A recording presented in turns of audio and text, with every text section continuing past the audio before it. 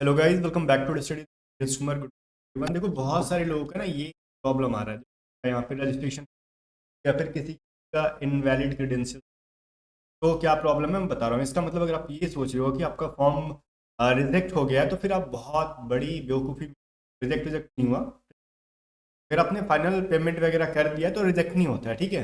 Payment नहीं होगा तभी रिजेक्ट हुआ होगा। इवन आपने फोटो किसी और का भी अपलोड कर दिया होता तो भी रिजेक्ट नहीं होता है, कि बैठ के कोई चेक नहीं करता है। मैं क्लियरली बोल रहा हूँ, बैठ के कोई चेक नहीं करता आपका कि रिजेक्ट करेगा। रिजेक्ट होने का एक ही रीज़न है, जब फॉर्म आपका इनकम्प्लीट है। तो आपने अगर पेमेंट वगैरह कर दिया, फाइनल सबमिशन कर दिया है, पेमेंट तो ऑलमोस्ट फाइनल सबमिशन ही होता है, तो फिर कोई रिजेक्शन नहीं है। यहाँ पे रजिस्ट्रेशन हैज़ बिन क्लोज्ड या फिर इनवैलिड क्रेडेंशियल क्यों आ रहा है मैं बताता हूँ। देखो, आपने कोई गलत डेटा डाल रखा होगा, जैसे मैंने ईमेल में डाला था ना आपको, धीरज डी के 217@gmail.com, जो हमारा ईमेल है। तो ये तो मैंने इसमें रजिस्ट्रेशन किया ही नहीं है भाई। मैंने रजिस्ट्रेशन किया था जस्ट आपको वीडियो बनाने के लिए, मैंने पेमेंट किया ही नहीं था।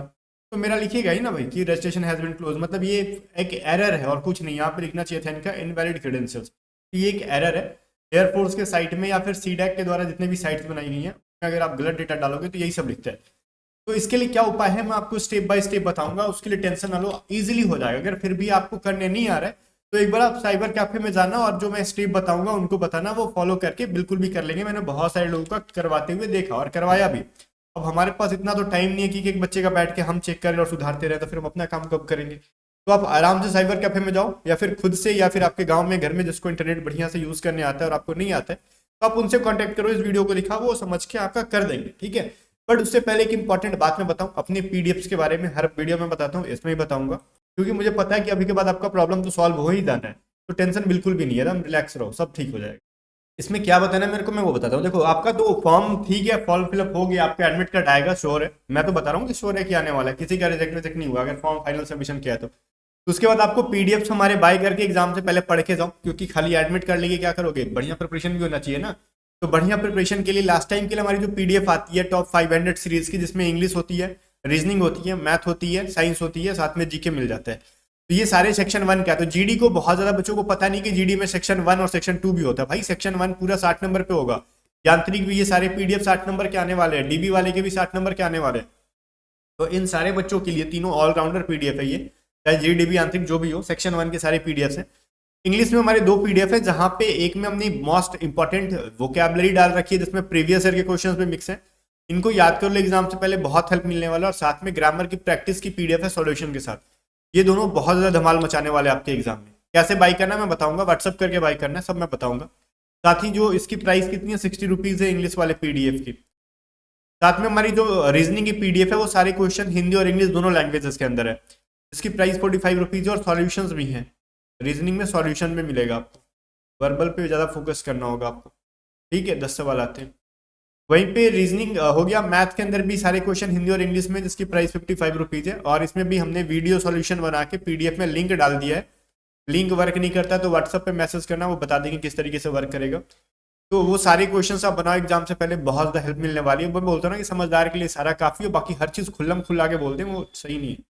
बाकी साइंस की जो पीडीएफ है, साइंस की मोस्ट वीवीआई क्वेश्चंस हमने 500 से लगभग डाल रखे हैं इसमें, क्योंकि क्वेश्चंस हिंदी और इंग्लिश दोनों लैंग्वेज में हमने डाल रखा है क्वेश्चन को। इसकी प्राइस जो है 50 रुपीज है। तो सारे पीडीएफ को बाय करने के लिए व्हाट्सअप करो 7279047787। और सारे पीडीएफ बाय करने पे 1000 क्वेश्चन की एक पीडीएफ मिल जाती है आपको जीके की भी। अगर 1000 क्वेश्चन अगर उनको पढ़ लेते हो, that will be sufficient for your examination, ठीक है। तो वो आपके एग्जाम के लिए सफिशिएंट होगा। तो चलो फिर देरी मत करो, व्हाट्सअप करो और फटाफट जो है ना इसको बाय करके पढ़ना शुरू करो। अब मैं बताता हूँ आपको क्या करना है। देखो, सबसे पहले ना आपको क्या करना है, अगर आप में से किसी को पता नहीं है कैसे चेक करना है, सबसे पहले इस वेबसाइट पे जाओ, ज्वाइन इंडियन कोस्ट का .cdac.in। जैसे ही इस पे जाओगे तो खुलेगा कुछ इस तरीके से। इसमें दो ऑप्शंस दिखेंगे, मैं बताता हूँ फिर से शुरू से। इसमें ग्रीन कलर वाला ओपन करना नाविक के लिए, फिर अगेन ग्रीन कलर वाला ओपन करना है। जब भी ग्रीन कलर खोलोगे, इसमें आपको सिंपल, आपको ईमेल अगर नहीं पता, कुछ लोग कह रहे हैं कि सर ईमेल पासवर्ड मांग रहा है, तो फिर क्या चाहते हो, क्या दोगे, 1 किलो चावल धान दे के आप एडमिट कार्ड मांग लोगे क्या उनसे, ठीक है। तो वो नहीं ना आपसे ईमेल पासवर्ड मांगेगा। और ये ईमेल कौन सा डालना है, पासवर्ड कौन सा डालना है, बहुतों को पता ही नहीं है। वो पासवर्ड पता है कौन सा डाल रहे हैं, गूगल ईमेल वाला, जीमेल वाला, ठीक है। जीमेल गूगल मेल का पासवर्ड डाल दे रहे हैं वो लोग, तो फिर तो गलत हो जाएगा। वो नहीं, आपने एक फॉर्म फिलअप करते टाइम प्रीव्यू अगर साइबर से किया होगा तो प्रिंट करके दिए होंगे प्रीव्यू, या फिर आपको डाउनलोड करके आपके मेल पे उन्होंने भेजा होगा। उसमें आपका जो ईमेल लिखा हुआ है कोस्ट गार्ड के फॉर्म फिलअप करते टाइम वो मेल डालो यहाँ पे। और ध्यान रहे, अगर मैं बोलता हूँ ना धीरज डी के 217 जो हमारा ईमेल है, तो मैं डी को सारे जीमेल का जो होगा या फिर जो भी मेल आप यूज कर रहे हो उसका लेटर आप स्मॉल डालोगे ईमेल वाले में, ठीक है, @gmail.com जो भी है आपको यहाँ पे डालना है।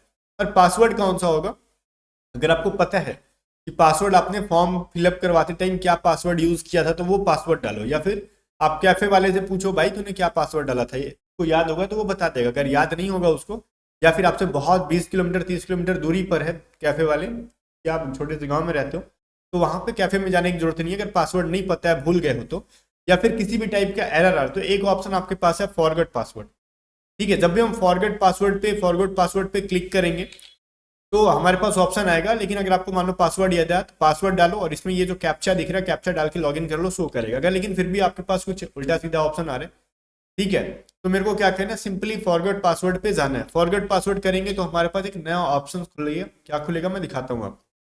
उस नए ऑप्शन में ये खुलेगा आपका, ठीक है। यहाँ पे क्या रहेगा, आपको ये रजिस्ट्रेशन हैज बीन क्लोज नहीं लिखेगा, वो तो मैंने स्क्रीनशॉट ले लिया उसका।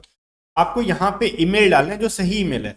ईमेल के बाद इन दोनों में से कोई एक ऑप्शन को चूज करना है, या तो ओटीपी ऑन ईमेल या फिर ओटीपी ऑन एसएमएस। तो आपको अगर ओटीपी ऑन एसएमएस चूज कर रहे हो, चूज करो। उसके बाद ना आपको ये ओटीपी नहीं डालना, ओटीपी तो आपके पास होगा ही नहीं। तो ओटीपी के लिए क्या करना है, अगर एसएमएस चूज करोगे तो आपने जो नंबर दे रखा है फॉर्म फिलअप करते टाइम उस नंबर पे एक ओटीपी आएगा। यहाँ पर अगर हम क्लिक हियर करेंगे तो जनरेट ओटीपी पे करेंगे क्लिक हियर, तो आपके नंबर पे एक ओटीपी आएगा, उस ओटीपी को यहाँ पे डालेंगे और फिर इस कैप्चा को यहाँ डाल के सबमिट करेंगे।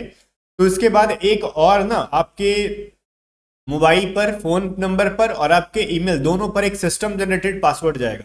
सिस्टम जनरेटेड पासवर्ड कुछ इस तरीके से रहेगा, मैं बताता हूँ कैसे रहेगा आपका।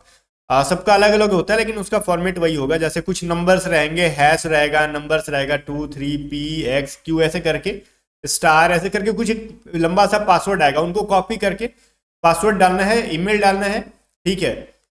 आपका जो सिस्टम जनरेटेड पासवर्ड आएगा उसके बाद आपको ईमेल डालना है। उसके बाद ना आपका कुछ इस तरीके का इंटरफेस खुलेगा, उसमें आपको ईमेल डालना और जो आपका सिस्टम जनरेटेड पासवर्ड होगा वो डालोगे। इसमें कैप्चा डाल के जैसे ही लॉगिन करोगे तो आपको न्यू पासवर्ड जनरेट करने के लिए बोलेगा। जैसे मेरा नाम अगर धीरज कुमार है, धीरज कुमार, ठीक है, तो नया पासवर्ड हम किस तरीके से बनाएंगे वो सुनो। मैं आपको या तो कुमार लेना चाहता हूं तो कैपिटल के लूंगा, फिर बाकी स्मॉल लूंगा KUMAR, फिर एक @ लेना, कुछ नंबर डाल दो 1 2 3 या फिर 2 3 4, कुछ भी एक नंबर ले लो रैंडम सा। तो ये चीज ध्यान रखें, जब भी आप स्पेलिंग लिख रहे हो तो एक लेटर उसका कैपिटल बाकी स्मॉल और उसके साथ एक @ लगाओ और कुछ नंबर लेना पासवर्ड बनाने के लिए। फिर आप पासवर्ड जनरेट कर लोगे, लॉगिन करोगे, आपका स्टेटस शो करेगा बिल्कुल भी बढ़िया से, उसमें कोई टेंशन वाली बात नहीं है। उम्मीद है आपको मैंने स्टेप बाय स्टेप समझा दिया, इसमें कोई भी प्रॉब्लम नहीं आ रहा, आपका प्रॉब्लम जो भी है रिजॉल्व हो जाएगा। और जाने से पहले फिर से एक बार याद दिला दूं कि अगर आपके गांव में कोई बच्चा है जो आपसे बेटर इंटरनेट यूज करना चाहता है, बहुत सारे बच्चे उसको इंटरनेट करने का यूज बहुत आइडिया भी नहीं है, ठीक है, मैं बहुत साल से जुड़ा हूँ बच्चों से ना, नहीं होता आइडिया उनको, तो उनसे कांटेक्ट करो। अगर मान लो कैफे वगैरह दूर है और कैफे करीब में है तो जाके उनसे पासवर्ड रीसेट करा लो, ठीक है। बाकी जाने टाइम वही याद दिला दूंगा, आप हमारे टेलीग्राम चैनल को भी ज्वाइन कर लो। टेलीग्राम पे सर्च करो @A to Z study, Telegram channel बहुत इंपॉर्टेंट है, वहां जो ज्वाइन करो, इंपॉर्टेंट अपडेट मैं वहां पे देते रहता हूँ, ठीक है। टेलीग्राम पे सर्च करोगे @A to Z स्टडी तो आपको मिल जाएगा। 14,000 से ज्यादा बच्चे हैं वहां पे। और सारे पीडीएफ्स को बाय कर लेना, व्हाट्सअप नंबर तो हमने दे ही दिया एग्जाम से पहले। सारे पीडीएफ्स को 2 बार 3 बार जाओ पढ़ के, एग्जाम में बहुत ज्यादा हेल्प मिलेगा। बाकी मिलते हैं नेक्स्ट वीडियो में, तब तक के लिए बाय बाय। वीडियो को शेयर कर दो और A to Z study YouTube channel को भी सब्सक्राइब कर लेना।